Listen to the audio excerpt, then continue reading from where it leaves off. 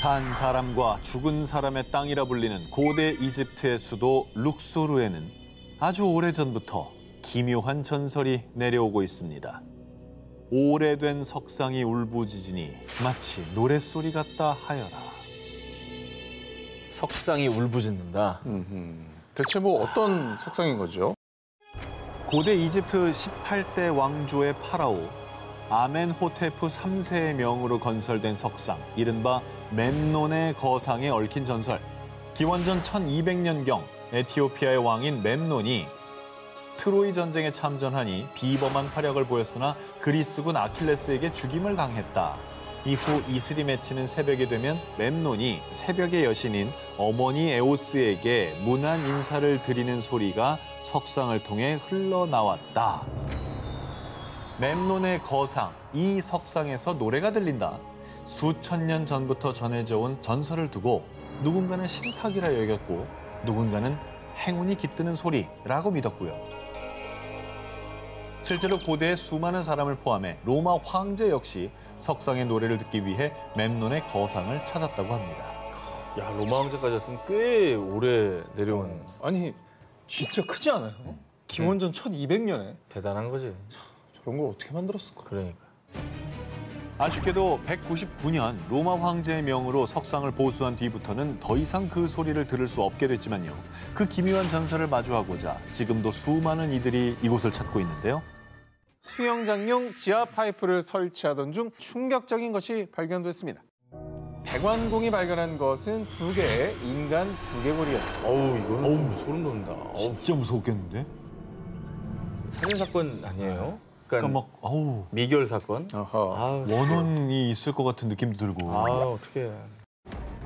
현장에서는 두개골과 함께 약 12개의 도자기 조각과 직물 조각, 그리고 신문 조각 등이 함께 발견됐는데요.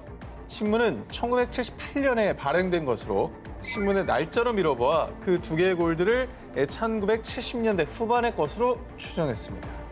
그런데 과학 수사 결과 밝혀진 충격 사실. 해당 두개골들은 1200년에서 1400년대의 것으로 추정. 각각 10세에서 11세 정도의 어린아이와 성인 남성의 것으로 보이는 아주 오래된 두개골이었습니다. 더욱더 놀라웠던 점은요. 미국 플로리다에서 발견된 두개골의 주인들은 고대의 페루인. 미국과 페루 간에 본격적으로 외교 관계가 수립된 시기는 1827년인데요. 이 두개골의 주인인 페루인들은 그보다 무려 약 600년이나 앞서 미국에 왔다는 사실입니다. 이야, 이건 진짜 희한한데? 그러니까 교류를 두 나라가 하기 전이면은 그 페루인들이 왜 또 어떻게 미국에 오게 된 건지가 궁금하네요. 두개골의 기본을 추적하기 위해 밤낮으로 연구에 매진했던 가라 바글리아 씨는요. 여전히 많은 것들이 미스터리로 남아있다고 전했는데요. 이름도 기억도 모두 잃은 두개골들은 여전히 침묵을 지키고 있습니다. 여름 특집 미스터리 오싹 원정대 19 14위를 공개합니다. 싱크홀 속에 열린 모모. 2022년 5월 중국 광시 좌ang족 자치구 러예현 동굴 탐험가들이 해당 지역에서 아주 거대한 싱크홀을 발견. 큰 화제가 됐습니다. 깊이는 무려 192m에 달하고요. 면적은 축구장 3개 면적과 맞먹는 어마어마한 크기였습니다. 190m면 한참 내려가는 거잖아. 엄청난 거죠. 엄청나죠. 세계적으로 거대한 싱크홀은 또 몇 개 있잖아요. 네. 문제는요, 싱크홀의 크기가 아니었습니다. 이 싱크홀이 아주 기묘하고 이상하고 놀랍고 신비로웠던 이유.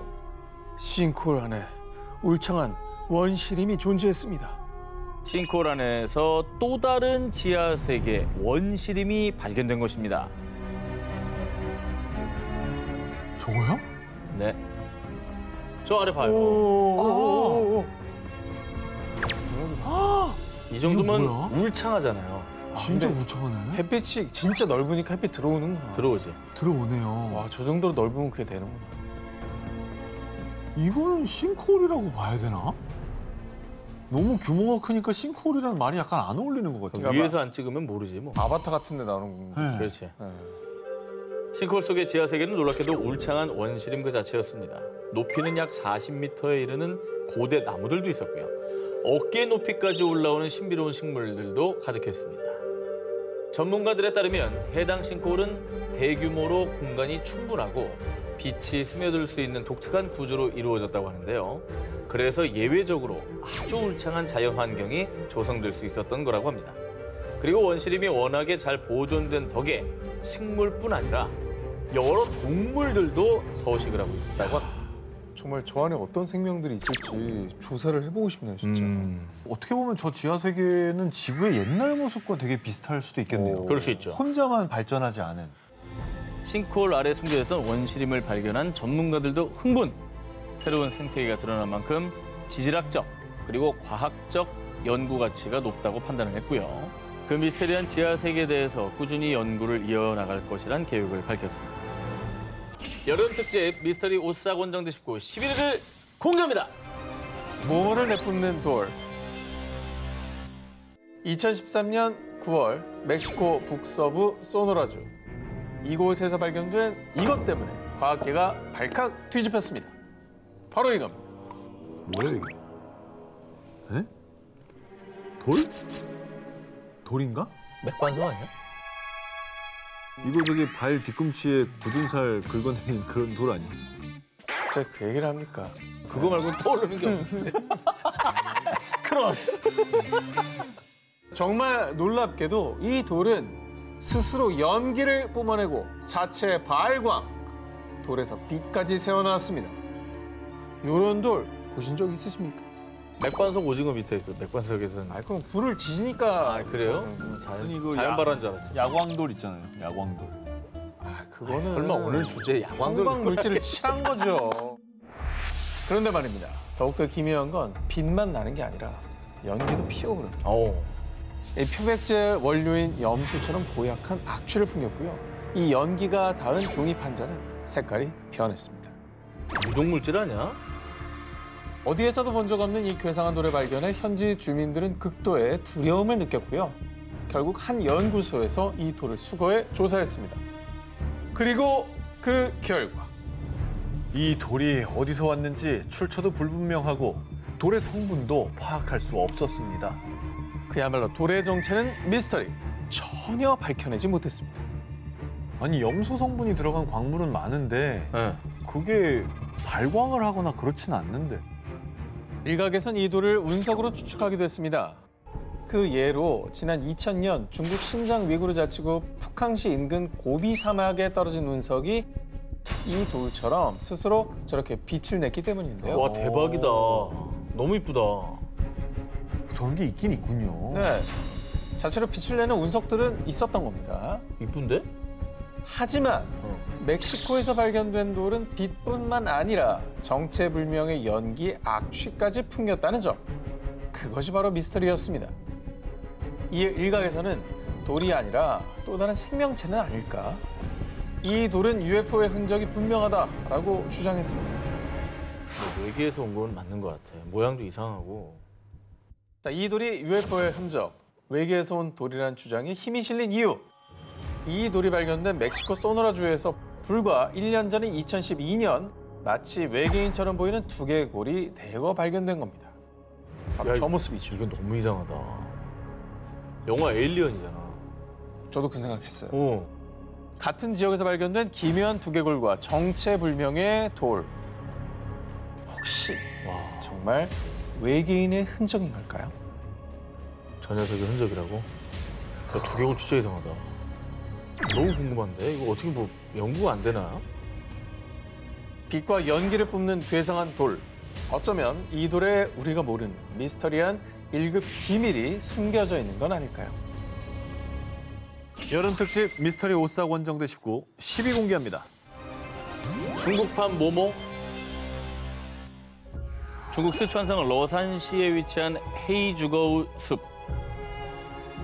스멀스멀 피어오르는 안개가 자욱히 깔리고 검은 대나무들이 우거진 비경을 자랑하는 곳입니다. 진짜 이쁘다. 풍경은 기가 막히네요. 그런데 이 숲에는 아주 무시무시한 전설이 깃든 곳이 있습니다. 현지인들에 따르면요.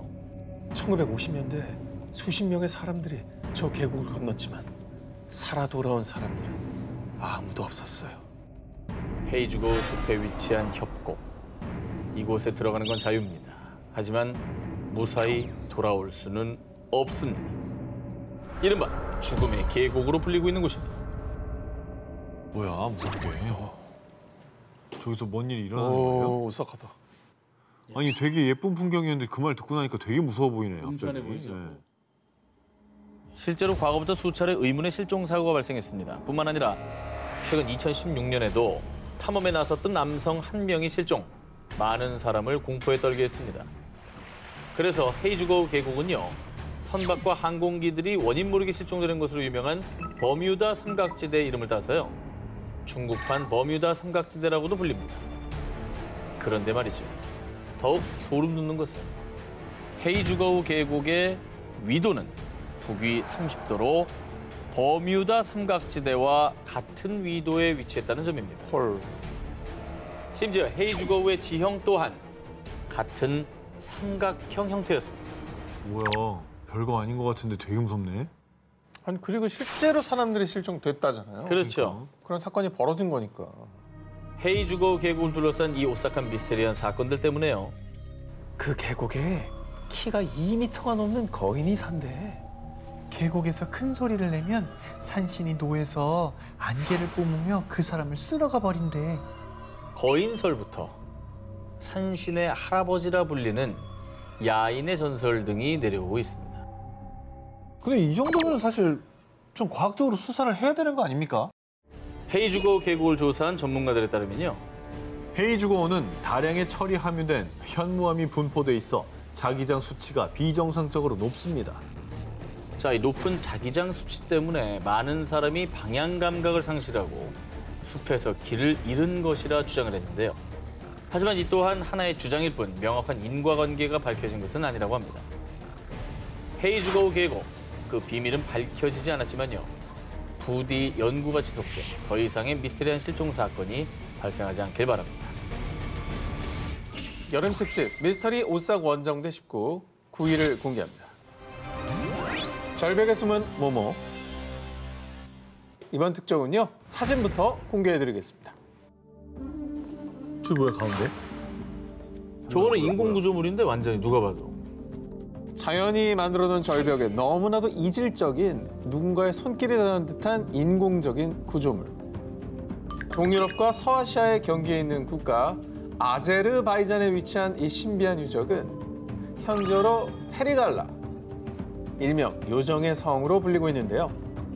4세기에서 8세기 사이에 지어진 것으로 추정되는 이 페리갈라는 무려 300m 높이의 절벽의 위치, 그 존재 자체가 미스터리입니다.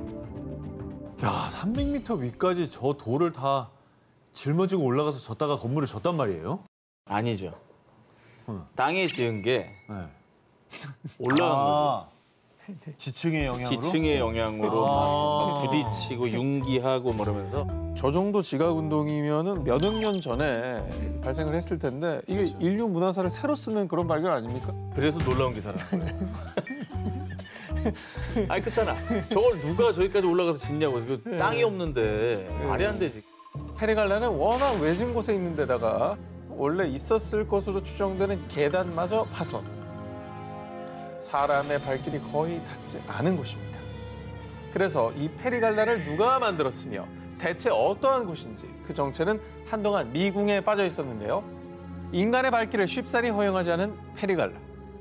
그런데 1970년대 아제르바이잔의 레슬링 챔피언인 맘마드 다루도브가 이 페리갈라의 입성, 드디어 베일에 쌓여있던 페리갈라의 실체 한 발 더 다가갈 수 있었는데요.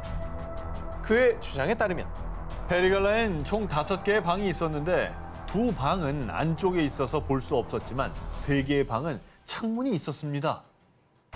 실제로 페리갈라 주변의 석회암이 마모된 것으로 보아 이곳에 누군가 오랫동안 살았다는 것으로 추측할 수 있었습니다. 아니 저길 또 왜 살아? 난 참 정말 저기 올라가는 것도 힘들었겠지만 저길 또 들어가서 하는 건 더 힘들었을 거 아니에요. 뷰가 좋잖아요. 약간 유배지 아니에요? 유배지? 유배지를 누가 저리 화려하게 줘. 페리갈라에 대한 궁금증은 여전했지만 지형이 워낙 험한 탓에 이 종교적 건물일 것이다 혹은 감옥이다 하는 추측만 난무할 뿐 대대적인 조사도 이루어지지 않았는데요. 그렇게 미궁에 빠져있는 페리갈라. 그런데 말입니다. 현지에서는 이 페리갈라에 대한 한 가지 전설이 있다고 합니다. 과거 몽골의 징기스칸이 이 지역을 점령, 페리라는 이름의 소녀를 아내로 삼으려 했다는데요. 이에 페리는 칭기스칸의 손이 닿지 않는 높은 절벽 위에 성을 쌓고 칩거. 와. 하지만 몽골군이 절벽 아래에서 진을 치고 기다리자 페리는 스스로 성에서 뛰어내려 삶을 마감했다고 합니다. 얼마나 싫었으면 저기까지 올라가 있나. 그래서 페리의 이름을 따서 페리갈라다. 인간의 발길을 거부하는 요정의 성 페리갈라. 이 성이 지키고 있는 비밀은 대체 무엇일까요? 여름 특집 미스터리 옷사곤정대 19 8위를 공개하겠습니다. 이 검을 가진 자는 죽는다. 일본 에도 시대 사무라이들 사이에서 떠돌던 전설. 이 검을 가진 자는 모두 죽는다. 뭔가 네. 저 되게 막 귀신이 씌었나 봐. 사연이 있나 보다. 전설 속 오싹한 검의 정체는 1500년대부터 도공 집단 무라마사가 만들어낸 무라마사 검입니다. 무라마사의 검들은 예리함과 실용성을 두루 갖추어 당시 많은 사랑을 받았습니다. 하지만 이 무라마사 검의 또 다른 이름은 목숨을 뺏어가는 요도, 일명 저주의 검으로 불리는데요. 이런 무시무시한 전설이 생긴 것은 에도 시대를 연 초대 장군 도쿠가와 이에야스와 연관이 있습니다. 요도 무라마사 전설에 따르면 도쿠가와 이에야스의 할아버지인 마스다이라 기요야스가 부하에게 살해당했을 당시 그때 무라마사 검에 의해 죽임당했다고 전해지고요. 그리고 도쿠가와 이에야스의 부친 역시 무라마사 검에 의해 살해당했습니다. 어이구. 야, 같은 검으로요? 같은 검으로 할아버지랑 아버지를 다. 그렇죠. 두 분 다 무라마사 검에 진짜 살해당한 겁니다. 뭐 씌었나 봐. 여기서 끝이 아닙니다. 도쿠가와 이에야스의 자식 역시 무라마사 검으로 생을 마감. 아, 진짜? 그리고 본인 역시 무라마사 검 때문에 부상을 당했다고 전해지는 등 무라마사 검이 도쿠가와 가문에 재앙을 준다라는 전설이 전해졌고요. 이후 도쿠가와 가문에선 무라마사 검 소지를 금했다는 소문까지 돌았습니다. 혹시 진짜 도쿠가를 좀 저격하기 위해서 이런 검들을 만든 거예요? 원한이 있던지 아니면 뭐 사연이 있습니까? 그런데 이 무라마사 검에 의해 사망한 사람은 도쿠가와 가문뿐만은 아니었습니다. 1651년에도 무라마사 검을 가진 또 다른 사무라이가 사망.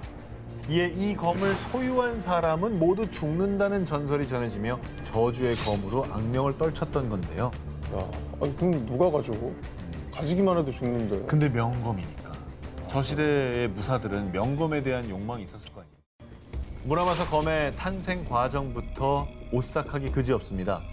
전해져 오는 바에 따르면 뜨거운 온도에서 담금질 끝에 탄생하는 명검들과는 달리 이상하게 이 무라마사 검은 유난히 낮은 온도에서 탄생됐다고 하는데요.